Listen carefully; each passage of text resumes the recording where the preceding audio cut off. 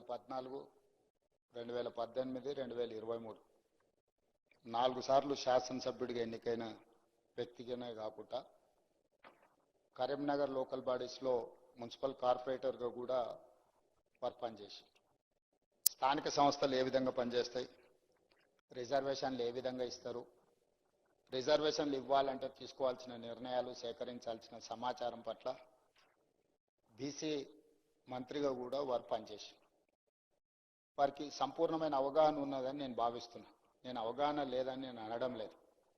కానీ ఈ సభను వేదికగా మార్చుకొని తప్పుడు సమాచారాన్ని బలహీన వర్గాలకు అనుమానం కలిగించే విధంగా, తెలంగాణ సమాజంలో అపోహలు సృష్టించే విధంగా వాళ్ళ పార్టీ ఆదేశాల మేరకు వారు ఏమన్నా మాట్లాడుతున్నారేమో నాకు తెలీదు. మొట్టమొదట ఈ మొత్తం వివరాలను సేకరించడానికి సంబంధించి బీసీ కమిషన్కి ప్రభుత్వము ఇవ్వడం జరిగింది.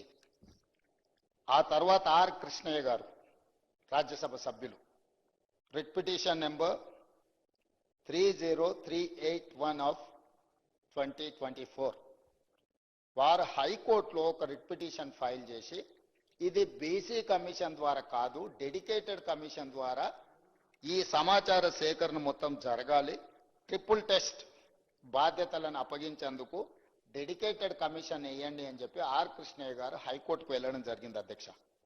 వారి పిటిషన్ బేసిస్ మీద హైకోర్ట్ ఆఫ్ తెలంగాణ రాష్ట్ర ప్రభుత్వానికి ఆదేశాలు జారీ చేసి, ఇది ఆ కాపీ అధ్యక్ష.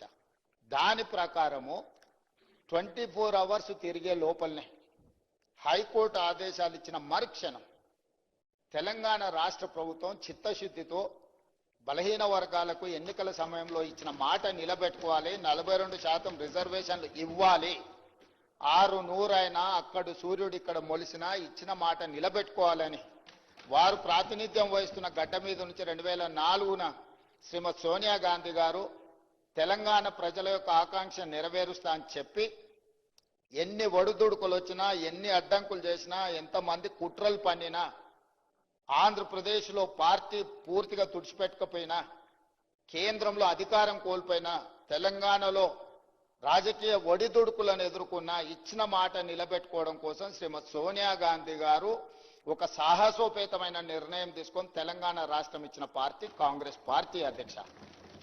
అట్లాంటి కాంగ్రెస్ పార్టీ నాయకుడు రాహుల్ గాంధీ గారు ఈ 42% బీసీలకు, బలహీన వర్గాలకు భారత్ జోడో యాత్ర సందర్భంగా ఇచ్చిన మాటను అమలు చేయడానికి చిత్తశుద్ధితో అన్ని రకాల ప్రయత్నాలు చేసి ఎక్కడ కూడా వారే చెప్పినారు, గతంలో బీహార్లో చేస్తే అడ్డంకులు వచ్చినాయి, రాజస్థాన్లో చేస్తే అడ్డంకులు వచ్చినాయి, ఇతర రాష్ట్రాలలో చేస్తే అడ్డంకులు వచ్చినాయి. ఆ విధమైన అడ్డంకులు తెలంగాణ రాష్ట్రంలో రాకూడదు, బలహీన వర్గాలకు మేలు జరగాలి అన్న ఆలోచనతోటి అధికారుల కమిషన్ని, మంత్రులను కూడా ఆయా రాష్ట్రాలకు పంపించి అక్కడ మొత్తం సమాచారాన్ని సేకరించి అక్కడ చట్టపరంగా, న్యాయపరంగా ఎదుర్కొన్న సమస్యలను అన్నిటిని కూడా క్షుణ్ణంగా పరిశీలించి ఆ తర్వాత డెడికేటెడ్ కమిషన్ అపాయింట్ చేయడం జరిగింది అధ్యక్ష. ఈ మొత్తం ప్రక్రియ ఫిబ్రవరి 4, 2024 నాడు మొదలుపెట్టి ఫిబ్రవరి 4, 2025 సరిగ్గా 365 రోజులు తిరిగే లోపల పకడ్బందీ చట్టాన్ని చేసి ఈ రోజు తెలంగాణ రాష్ట్రంలో బలహీన వర్గాలకు స్థానిక సంస్థల పంచాయతీరాజ్లో, స్థానిక సంస్థలు మున్సిపాలిటీస్లో 42% రిజర్వేషన్లు ఇవ్వాలని చిత్తశుద్ధితో మేము ముందుకు వెళ్ళినాం అధ్యక్ష. లేటెస్ట్ న్యూస్ తెలుగు మరియు ఇంగ్లీష్ అప్డేట్స్ కోసం ఇప్పుడే క్యూన్యూస్ అఫీషియల్ యాప్ ని ప్లే స్టోర్ నుండి డౌన్లోడ్ చేసుకోండి. సరికొత్త సమాచారాల కోసం క్యూన్యూస్ వెబ్సైట్ ని ఫాలో అవ్వండి. ఛానల్లో ప్రాంతీయ, జాతీయ, అంతర్జాతీయ వార్తలు వీక్షించండి. లైక్ చేయండి.